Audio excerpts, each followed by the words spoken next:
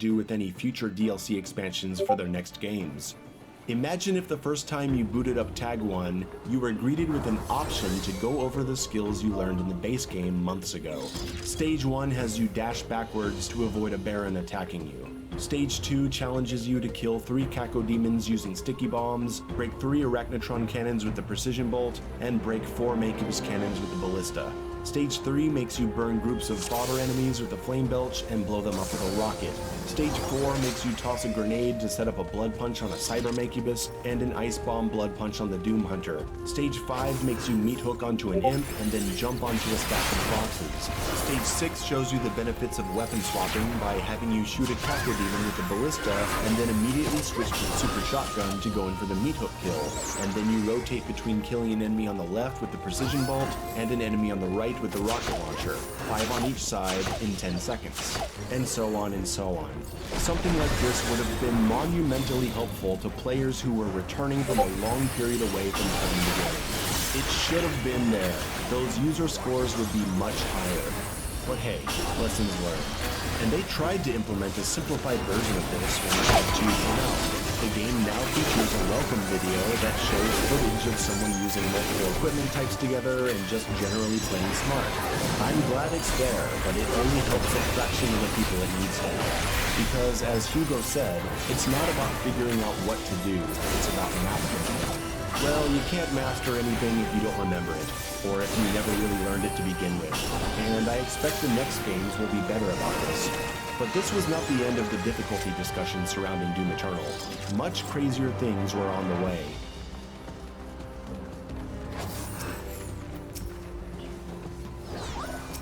In December of 2020, the first official downloadable master level was released, and it was noticeably more ambitious and difficult than the first 2 master levels that were included with the base game. The Super Gornest master level was insane. Every encounter was high pressure, and if you hadn't been engaging in the PC mod scene, which most people weren't, and if you hadn't played Tag 1, which not everyone had, Super Gornest was a brutal spike in difficulty. But it was also very creative. There was a Marauder encounter in the fog, a buff totem fodder room, you get locked in a small room fighting tyrants and carcasses and a Doom Hunter, 2 Marauders in the toxic tunnel, an arena fight with 3 Archviles and 5 tyrants. It was a lot of fun and really raised the bar. Judging by this master level and the first DLC expansion, the dedicated Doom Eternal player base was becoming accustomed to id Software ramping up the challenge. The community leaders that had YouTube channels and Twitch streams were learning to dominate these levels, and were regularly engaging in the exploding mod scene and playing Horde mode, which saw an incredible second part come out in December that built upon the Tag 1 assets. Around this time, the developers started reaching out, trying to find players that could help them address persistent bugs that were hindering the experience, like the Blood Punch glitch and the Chainsaw No Target glitch. A team was put together to fix these issues, and eventually great progress was made. The Doom Eternal community was in a good place, but a disconnect was formed. The player base was unknowingly fracturing into players who were very casual, players who played an average amount, players who played all the time, and players who were becoming gods of the game. The majority of players that had prominent voices were becoming gods, or at least playing so frequently that they knew the game inside and out. No matter which group you found yourself in, though, we were all anxiously awaiting the release of the second and final DLC expansion, The Ancient Gods Part 2.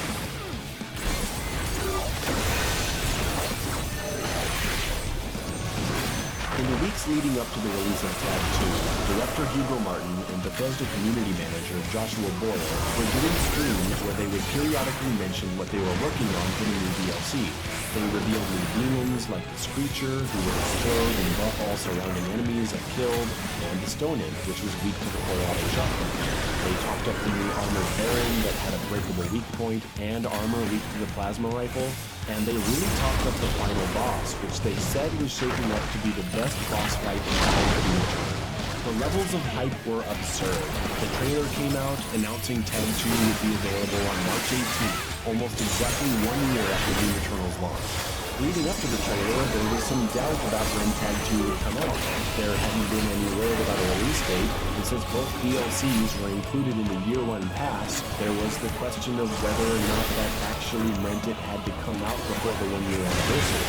The confusion around the release date was understandable because for the entirety of the development of both DLCs, id Software was working under quarantine due to COVID, which had shut the world down just a week or two before the game came out. So all updates, fixes, and DLC were being done while working at home.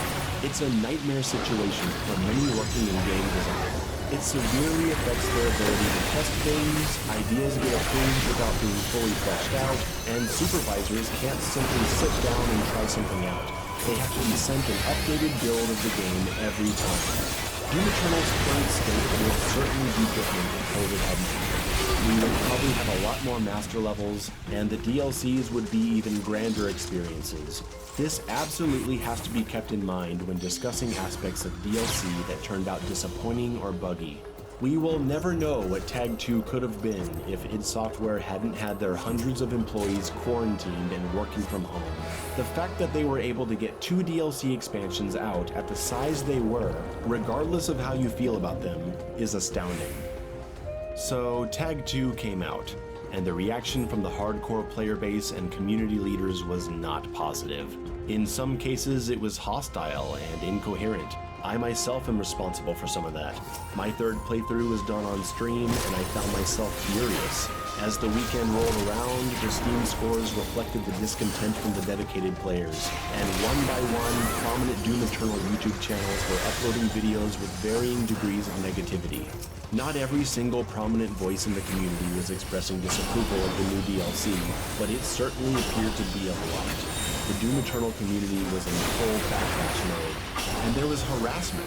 Players in any space, whether it was Discord, Reddit, Facebook groups, Twitter, they felt like they couldn't even say they enjoyed Tag 2 without people ganging up and insulting them.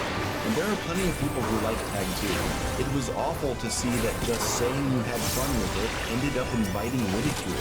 People were being horrible to each other. I put out my review of Tag 2, which I promptly took down due to how unconstructive my criticism was, as I largely focused on the anger I felt, and that overshadowed the real points I was trying to make. It just stirred up people's fury even more, and that made me very uncomfortable. So I redid my review to restate most of my original points in more constructive ways, while also addressing the community outrage surrounding this controversial DLC. I didn't want to burn everything down. I wanted to help right this ship. And if I could take a moment to talk about my experience, I have been bothered by the way I handled Tag 2's launch for the entire year that followed. I've been confused by it, because my anger-filled review was not done in some live, off-the-cuff manner. It was a scripted video that had to be recorded, edited, and checked several times over a period of 3 to 4 days before I uploaded it, only to be horrified by the effect it had. I quickly became embarrassed by the video, and for months I tried to understand why I thought it was the right thing to make such an aggressive and angry video directed towards the developer that I had come to admire so much.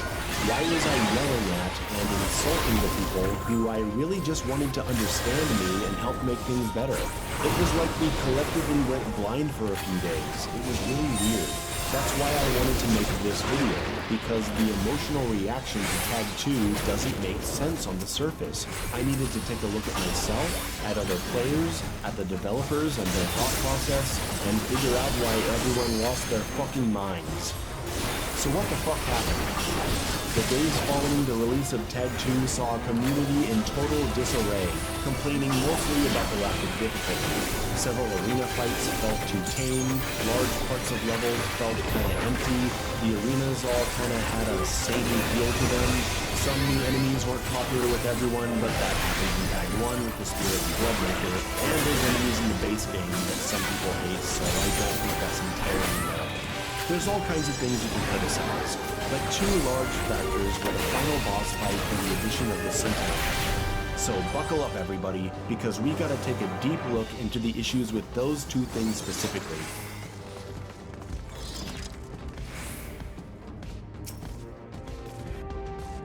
I'll start with the Dark Lord boss fight. Now, just calling it good or bad isn't helpful. All I can do is help you understand why a lot of players were let down by this fight. Some of them on repeat playthroughs even elect to stop playing Tag 2 as soon as they get to it. And to understand it, we have to look at the other boss fights in the game and how they differ from Doom 2016.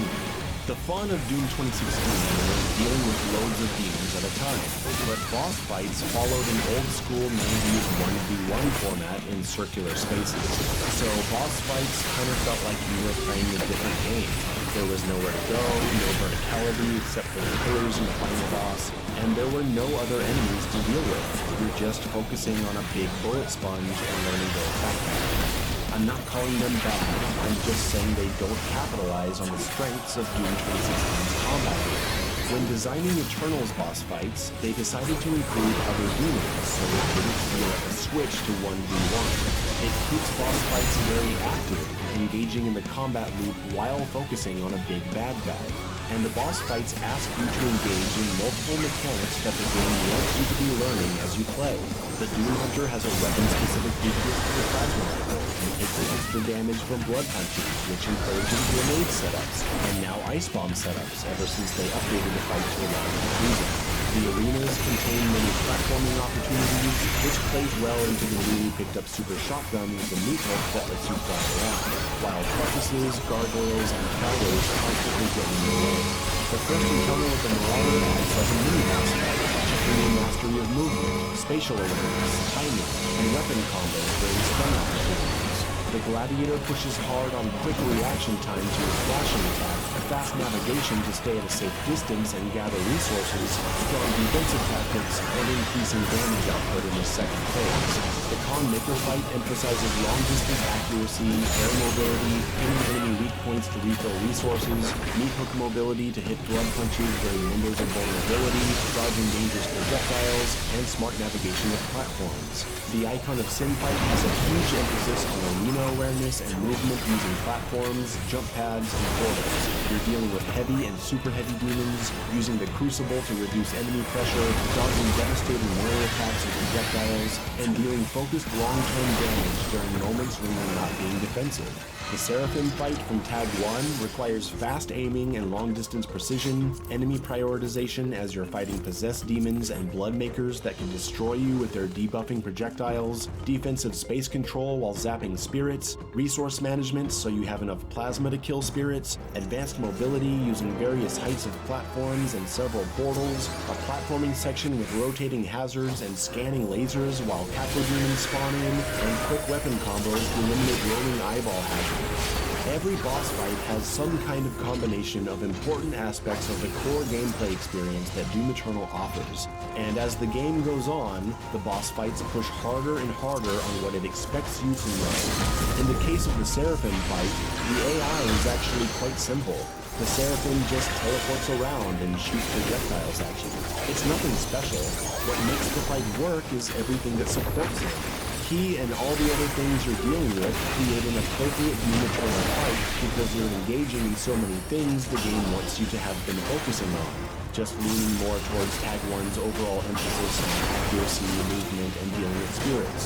So we understand what makes Doom Eternal's boss fights what they are, and all of this gives us a better understanding of why Tag 2's Dark Lord boss fight didn't go over so well. It seemed to just strip away everything that made the other boss fights so good. Many complained that his AI is just too simple and boring. It's really just 5 long phases of waiting for him to attack, stunning him with a hammer, and then shooting him. Well, like I said with the Seraphim, it's not really about the AI being simple. It's about everything else in the fight that you need to think about, and the Dark Lord boss fight just doesn't have it. Most noticeable is the lack of platforming.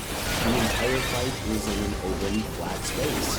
Now, the first Marauder is kind of like that, and so is the Gladiator, but the Marauder fight is quite short, it's not 5 phases, and it's such a simple encounter because it's just a mini-boss that introduces the player to the concept of a more defensive style fight with specific attack windows.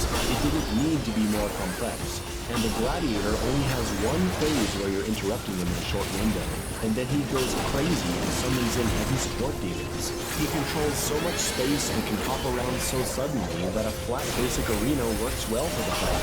The Gladiator also drops his shield after the first round, and the fight becomes much more active, with you constantly firing at him while you move. The Dark Lord keeps his shield for the entire fight, and you never get a single moment where you can just shoot at him and play aggressively. I think that's a large part of why the fight leads to a very flat ending to the DLC. It's all defense and runaway. The Dark Lord fight unfortunately doesn't contain anything to make the fight interesting on top of the basic behaviors of the boss. No platforms, no hazards, no weak point targeting, no super heavy demon harassment except for a very limited amount of ethereal demon spawns that die to a single hammer smash. And unlike the Gladiator, who can actually be damaged behind his shield if you get airborne, and the Marauder, who has a variety of ways to engage him, like shooting sticky bombs and rockets at his feet for splash damage, ballistic beat falters to set up combos, microwave beam dog falters for a free ballista shot, lock-on rockets, one-cycle combos, and other creative options to go beyond simply waiting for the flash and doing a basic super shotgun ballista combo and then waiting again.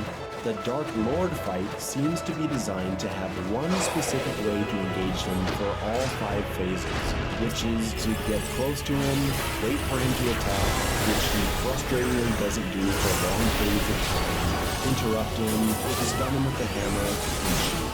Then run away and pull up the hammer again. It's a very inactive way to be engaging the boss. It would have been fine for an opening round, but the fight never changes other than having to dodge a charge attack from some bombs and hammering the ghost demons that don't even have weak points. Like the other boss fights, it is asking you to use mechanics the game wants you to know, namely the hammer and good dodging skills, but there isn't enough to make it satisfying. This isn't how a lot of people wanted to finish Doom Eternal's story fighting the Dark Lord himself in a very passive and great encounter fashion. Director Hugo Martin stated a few times that if they'd had the time and COVID wasn't happening, they would have loved to make the Dark Lord turn into a dragon and make the fight really crazy. But that's not really the point. The Seraphim fight, also made during COVID, works with a very simple boss array, but makes the fight interesting through its arena design, hazards, and enemy combinations. The Dark Lord didn't need to turn into a giant spectacle to please fans, it just needed to engage more in the aspects of Doom Eternal that make it so fun. Not everyone dislikes the Dark Lord boss fight, but enough definitely do, for all the reasons I stated. And it was made worse by the fact that the experience leading up to the fight was underwhelming due to the aforementioned tone down difficulty across the board, and especially the hammer.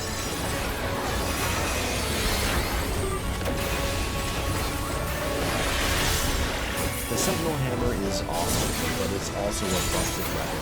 It stuns enemies, refills ammo, and multiplies armor and health gain. And it's a very fun weapon to use. What makes it busted is how easy it is to refill. It only needs 2 charges, which come from breaking weak points or performing glory kills. 2 things that are very easy to do in this game and happen all the time. You can hammer everyone, do a bunch of damage, run away, and get 2 easy glory kills, and then hammer everyone again. You can hammer a Mancutus, break his 2 cannons, and now you have another hammer. So when you take the ridiculous power of the hammer and how easy it is to obtain it, and combine that with combat encounters that are noticeably